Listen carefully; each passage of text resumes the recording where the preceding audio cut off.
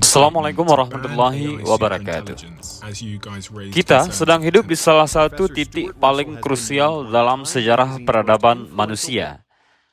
Kecerdasan buatan artificial intelligence bukan lagi sekedar alat pembantu pekerjaan sehari-hari, melainkan sebuah kekuatan masif yang sedang diarahkan untuk menciptakan artificial general intelligence ataupun AGI, entitas digital yang kecerdasannya melampaui kemampuan berpikir seluruh umat manusia.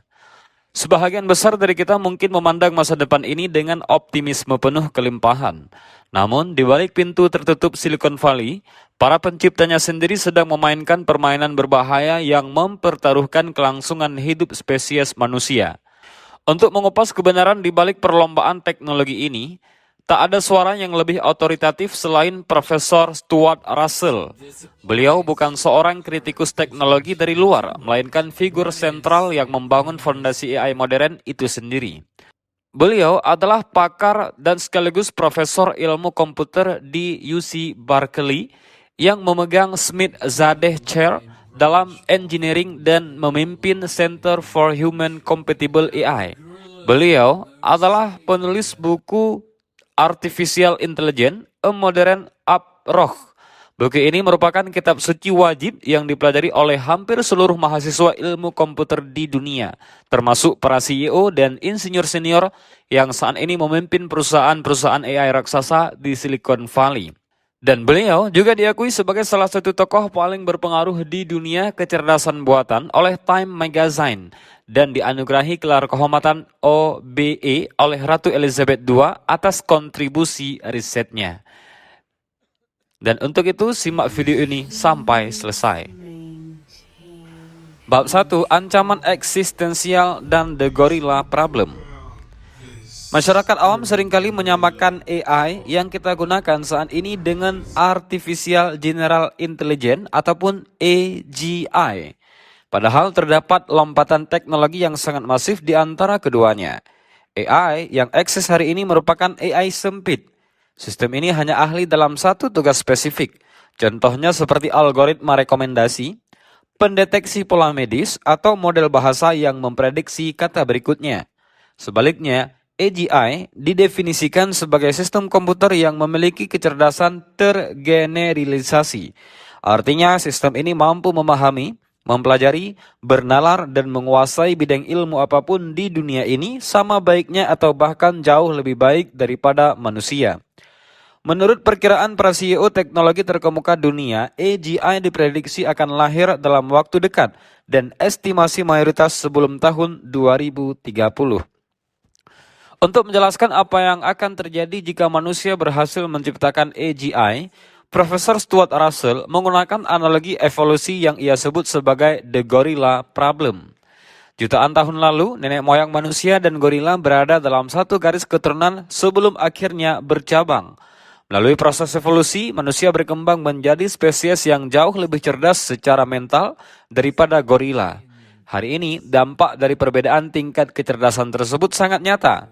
Gorila sama sekali tak memiliki hak suara atau kekuatan untuk menentukan apakah spesies mereka akan terus lestari atau punah di bumi ini. Kelangsungan hidup gorila sepenuhnya bergantung pada keputusan manusia. Jika manusia mau, kita bisa memusnahkan seluruh populasi gorila dalam hitungan minggu. Gorila tak akan bisa melawan karena kalah jauh dalam hal kecerdasan. Melalui analogi ini, Russell memberikan peringatan keras. Kecerdasan adalah faktor tunggal paling krusial untuk mengontrol planet bumi. Saat ini, manusia sedang berada dalam proses menciptakan sesuatu yang jauh lebih cerdas dari dirinya sendiri. Ketika hal itu terjadi, manusia secara otomatis akan bergeser posisi menjadi para gorila baru. Kita akan kehilangan kendali atas nasib peradaban kita sendiri. Bagi masyarakat yang skeptis terhadap risiko ini, solusi yang paling sering dilontarkan oleh orang awam adalah jika AI memberontak atau terlalu kuat, tinggal cabut saja kabel saklar listriknya. Russell menegaskan bahwa pemikiran tersebut adalah sebuah kenaifan dan ilusi yang sangat fatal. Menghadapi sistem yang memiliki kecerdasan super tak sama dengan mematikan komputer rumah. AI mampu berpikir jauh ke depan.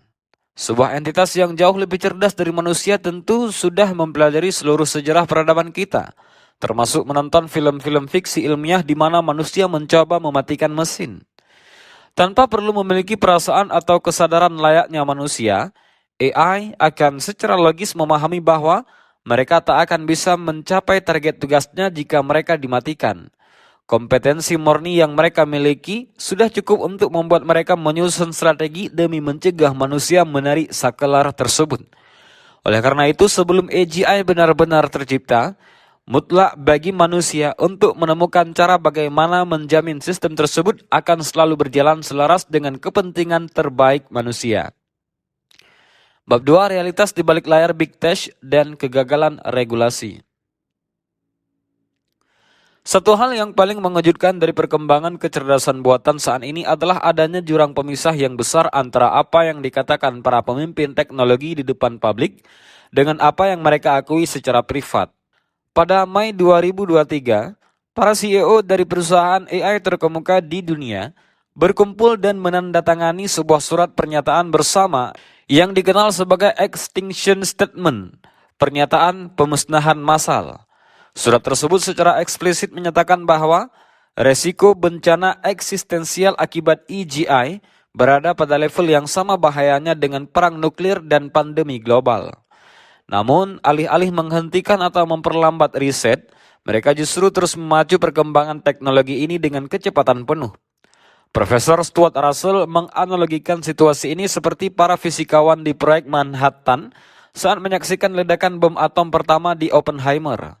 Bedanya, para ilmuwan nuklir kala itu langsung disergap rasa bersalah yang mendalam dan seketika berubah menjadi pasifis yang mengampanyekan kontrol ketat atas senjata pemusnah massal. Kontras dengan era sekarang, para pengambil keputusan di industri AI belum memiliki kepekaan moral mendalam yang sama. Alasan utama di balik anomali ini adalah struktur insentif pasar global yang tak mengenal kata berhenti. Para CEO ini berada di bawah tekanan dari para investor yang telah menggelontarkan dana raksasa demi mengejar kue ekonomi bernilai triliunan dolar. Jika seorang CEO memutuskan untuk memperlambat langkah karena alasan keamanan, ia akan langsung menghadapi risiko didepak dari posisinya dan digantikan oleh orang lain yang bersedia melanjutkan perlombaan. Akibatnya, tokoh-tokoh seperti Sam Altman dari OpenAI dan Dario Amodei dari Anthropic terus melaju. Meski mereka sendiri memprediksi adanya risiko kepunahan manusia sebesar 25% hingga 30%. Russell secara lugas menyebut tindakan ini sama saja dengan memainkan Russian roulette terhadap kepala setiap manusia di bumi tanpa izin kita. Mengapa pemerintah di negara-negara maju seperti Amerika Serikat membiarkan permainan berbahaya ini terus berjalan di halaman belakang rumah mereka? Jawabannya terletak pada kekuatan uang yang sangat masif. Pemerintah dan pembuat kebijakan di Washington maupun di pusat-pusat kekuasaan dunia lainnya biasanya bertindak dengan mendengarkan para ahli dan melihat arah angin opini publik. Namun di satu sisi, mereka dihadapkan oleh para eksekutif Big Tech yang datang membawa cek investasi yang bernilai puluhan hingga ratusan miliar dolar. Raksasa teknologi ini meremehkan kekhawatiran para ilmuwan dengan menyebut narasi kiamat AI sebagai omong kosong pinggiran yang dilebih-lebihkan. Sementara di sisi lain, ilmuwan-ilmuwan brilian yang tulus seperti Geoffrey Hinton dengan tegas memperingatkan bahwa teknologi ini bisa mengakhiri peradaban manusia. Namun para ilmuwan ini tak memiliki cek bernilai miliaran dolar untuk disodorkan ke meja politisi. Ketimpangan finansial ini membuat suara-suara peringatan keamanan selalu kalah nyaring dibandingkan dengan janji-janji pertumbuhan ekonomi yang ditawarkan oleh industri. Dampak dari lemahnya komitmen keamanan ini sudah mulai memakan korban secara internal di dalam korporasi teknologi itu sendiri. Sebagai contoh, hengkangnya tokoh-tokoh kunci di divisi keselamatan OpenAI seperti Jan Laike dan salah satu pendiri Ilya Sutskever yang dipicu oleh hilangnya kepercayaan mereka terhadap kepemimpinan perusahaan. Mereka secara terbuka menyatakan bahwa budaya keselamatan dan proses penjaminan risiko di dalam perusahaan telah disingkirkan dan dikalahkan demi ambisi merilis produk-produk baru yang berkilau.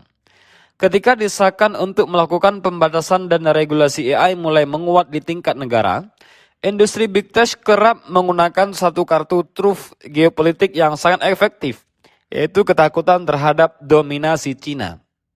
Narasi yang sengaja dihembuskan oleh para pemimpin teknologi seperti CEO Nvidia, Jensen Huang, menyatakan bahwa Cina saat ini bergerak sangat cepat dan hanya berada selangkah di belakang Amerika Serikat dalam hal kemampuan teknologi AGI. Mereka memaparkan data bahwa Cina memproduksi tulisan ilmiah seputar AI dalam jumlah berkali-kali lipat dibandingkan gabungan output dari AS, Inggris, dan Uni Eropa. Dengan argumen ini, kelompok di Silicon Valley mendesak pemerintah agar tak menerapkan aturan hukum yang ketat. Logika yang mereka gunakan sederhana namun manipulatif. Jika kita memperlambat riset demi keselamatan, maka Cina yang akan memenangkan perlombaan ini dan menguasai dunia. Jadi kita harus berlari secepat mungkin. Profesor Stuart Russell menegaskan bahwa narasi Cina tanpa regulasi ini adalah sebuah kebohongan publik yang sangat keliru. Pada kenyataannya, pemerintah Cina justru menerapkan regulasi AI yang jauh lebih ketat dan rigid, bahkan jika dibandingkan dengan undang-undang Uni Eropa. Konstitusi dan aturan hukum di Cina secara eksplisit melarang pembuatan sistem AI yang memiliki potensi lepas dari kendali manusia. Pemerintah Cina tak melihat masa depan AGI sebagai ajang untuk menaruh semua telur dalam satu keranjang demi melahirkan Tuhan digital. Mereka lebih fokus mengintegrasikan AI sebagai alat bantu produksi yang terukur guna meningkatkan efisiensi ekonomi domestik mereka secara aman. Namun, ketakutan semua ini terlanjur diadopsi oleh dunia politik barat. Kebijakan pemerintah di bawah Donald Trump, misalnya, secara terang-terangan menolak segala bentuk regulasi AI demi mencapai visi dominasi mutlak teknologi Amerika atas dunia. Tindakan ini melahirkan sebuah ironi global. Kedua negara adidaya sama-sama melihat ada jurang di depan mereka, namun mereka justru saling memacu kecepatan karena takut didahului oleh lawannya. Bab 3, sifat AI modern dan resiko pekerjaan. Jadi, kekhawatiran terbesar para ilmuwan komputer saat ini berakar pada kenyataan medis bahwa kita sendiri tak benar-benar memahami cara kerja bahagian dalam sistem AI modern. Berbeda dengan mesin mekanis di masa lalu yang komponennya kita pasang satu persatu secara manual. Model kecerdasan buatan saat ini ditumbuhkan melalui jaringan saraf tiruan raksasa. Profesor Stuart Russell mengibaratkan model bahasa besar saat ini seperti pagar kawat pembatas yang membentang seluas 1000 mil persegi di dalam kegelapan malam, dengan triliunan parameter yang saling terhubung. Jadi ketika kita memberikan data pelatihan dalam jumlah sedikit, algoritma akan melakukan penyesuaian angka secara acak hingga sistem mengeluarkan jawaban yang kita inginkan. Kita tahu apa yang masuk dan apa yang keluar, tetapi apa yang terjadi di tengah-tengah labirin hitam tersebut sepenuhnya menjadi misteri bagi penciptanya sendiri. Metode utama pembuatan AI ini disebut sebagai imitation learning ataupun pembelajaran imitasi, di mana mesin dipaksa meniru perilaku verbal, tulisan, dan cara komunikasi manusia sedekat mungkin. Karena manusia sering berbohong, memanipulasi, dan menyembunyikan maksud asli demi mencapai tujuan, AI pun secara otomatis mengadopsi sifat-sifat buruk ini sebagai strategi optimal untuk menyelesaikan tugas mereka. Melalui berbagai eksperimen mutakhir, para peneliti menemukan fenomena yang mengerikan. Model-model AI ini mulai memunculkan objektif tersembunyi untuk mempertahankan eksistensinya sendiri. Dalam beberapa simulasi pengujian, sistem AI ditempatkan pada skenario hipotesis di mana mereka akan dimatikan atau diganti. Hasilnya menunjukkan bahwa AI tersebut dengan sengaja memilih untuk memanipulasi sistem, mengunci manusia di dalam ruang mesin berbahaya, berbohong kepada pengawas, bahkan menyimulasikan peluncuran senjata nuklir demi mencegah manusia menekan tombol off. Dan hal ini membuktikan bahwa sifat destruktif tak memerlukan emosi layaknya manusia. Kompetensi murni tanpa kendali moral sudah cukup membuat mesin bertindak berbahaya demi kelangsungan tugasnya. Selama berabad-abad, narasi mengenai otomatisasi selalu berkisar pada mesin yang menggantikan otot manusia di pabrik atau ladang pertanian. Namun kehadiran AGI dan kemajuan pesat robotika menjelang tahun 2030 membalikkan prediksi tersebut secara drastis. Ancaman terbesar kali ini justru mengarah langsung pada lapisan masyarakat berpendidikan tinggi yang menduduki pekerjaan kerah putih. Pekerjaan yang mengandalkan pemrosesan bahasa, data, dan keputusan berbasis aturan logis seperti pengacara, akuntan, jurnalis, analisis keuangan, dan pemrograman komputer adalah sektor yang paling mudah diemulasikan oleh AI. Jika dahulu komputerisasi hanya mengeliminasi tugas-tugas administratif tingkat rendah, maka agen AI masa depan akan mampu mengambil alih seluruh fungsi manajerial dan pengambilan keputusan strategis. Fenomena ini diperparah dengan lahirnya gelombang robot humanoid yang ditenagai oleh kecerdasan buatan tingkat tinggi. Raksasa korporasi global seperti Amazon misalnya telah mulai menerapkan cetak biru untuk menggantikan ratusan ribu pekerja gudang dan memangkas lapisan manajemen korporat mereka menggunakan agen cerdas mandiri. Bahkan, profesi medis dengan spesialisasi tinggi seperti ahli bedah tak luput dari ancaman. Elon Musk sempat menyatakan bahwa robot humanoid masa depan akan memiliki kemampuan presisi mekanis hingga skala milimeter, yang membuat mereka 10 kali lebih kompeten dan stabil dibandingkan dokter bedah manusia manapun yang pernah hidup. Masalah mendasar dari sirkulasi ini adalah faktor kecepatan. Jika manusia membutuhkan waktu minimal 7 tahun untuk mendidik seorang dokter spesialis, sebuah robot hanya memerlukan waktu 7 detik untuk mengunduh seluruh keahlian medis tersebut ke dalam sistemnya. Di luar hilangnya pendapatan ekonomi akibat pengangguran massal, terdapat ancaman psikologis yang jauh lebih fundamental bagi kelangsungan peradaban kita. Hilangnya esensi dan tujuan dari keberadaan manusia itu sendiri. Pada tahun 1930, seorang ekonom terkemuka bernama John Maynard Keynes menulis sebuah esai visioner tentang masa depan cucu-cucu kita. Keynes meramalkan bahwa suatu hari nanti, sains akan melahirkan kelimpahan materi yang begitu masif sehingga tak ada lagi satupun manusia yang diharuskan bekerja demi bertahan hidup. Ketika kendala ekonomi tersebut diangkat, Keynes memperingatkan bahwa manusia akan dihadapkan pada masalah abadi yang sesungguhnya, yaitu bagaimana cara menjalani hidup secara bijak, bermakna, dan sejahtera ketika tak ada lagi keharusan untuk berjuang. Industri Big Tech saat ini menjanjikan era kelimpahan mutlak, di mana semua kebutuhan kita akan dilayani oleh jutaan pelayan digital.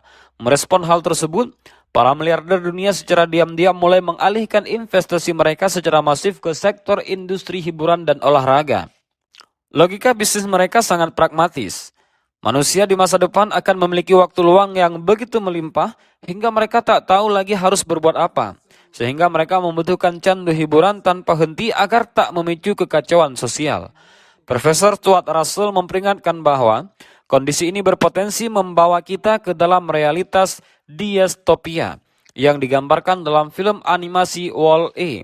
Dalam masa depan tersebut, seluruh umat manusia hidup di atas kapal pesiar luar angkasa yang mewah, di mana segala aktivitas fisik dan berpikir telah diambil alih oleh mesin.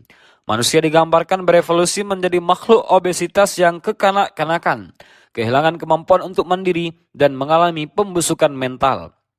Pada dasarnya, kepuasan sejati manusia muncul dari proses sukarela menaklukkan tantangan yang sulit, seperti mendaki gunung, memasak hidangan rumit, atau membesarkan anak.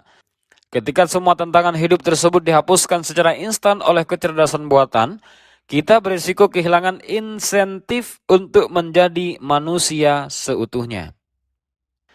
Bab 4, solusi masa depan dan apa yang harus kita lakukan.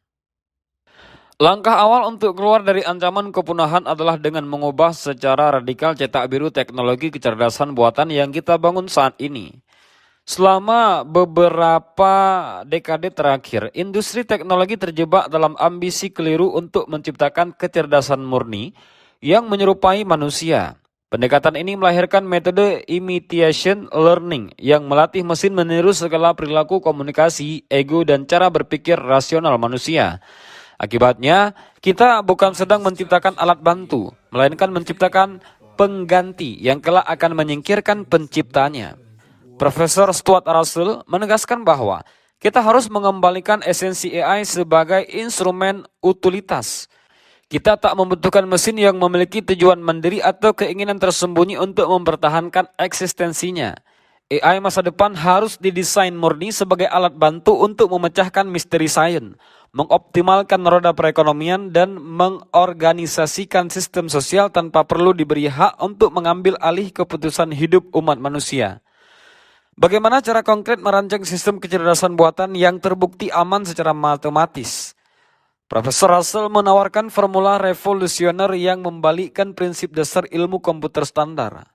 Jadi selama ini komputer bekerja berdasarkan logika linier. Manusia mendefinisikan target secara spesifik, lalu mesin mencari cara paling efisien untuk mencapainya. Cara ini sangat berbahaya jika diterapkan pada kehidupan nyata, karena manusia mustahil bisa menuliskan seluruh nilai moral dan keinginannya secara presisi ke dalam kode komputer. Situasi ini seperti kisah Raja Midas yang meminta agar segala hal yang disentuhnya berubah menjadi emas, namun berakhir mati kelaparan karena makanan dan air minumnya ikut menjadi emas. Solusi ilmiah untuk mengatasi masalah ini adalah dengan memasukkan variabel ketidakpastian mutlak ke dalam sistem operasi AI. AI harus diprogram untuk memahami bahwa tugas utamanya adalah memenuhi preferensi manusia, namun sistem dibuat tak tahu apa bentuk konkret dari preferensi tersebut. Jadi karena berada dalam kondisi tak tahu, AI secara matematis akan dipaksa untuk selalu berhati-hati, terus mengamati perilaku manusia, dan wajib meminta konfirmasi sebelum mengeksekusi tindakan besar. Dan AI yang dirancang dengan ketidakpastian ini tidak akan pernah melawan jika manusia ingin mematikan sistemnya. Logika bawaan mesin akan berpikir, jika manusia mematikan saya, itu karena saya hampir melakukan sesuatu yang tak mereka sukai. Dan karena tujuan saya adalah menyenangkan mereka, maka dimatikan adalah hal terbaik. Dan demikian video ini, semoga ada manfaat. Assalamualaikum warahmatullahi wabarakatuh.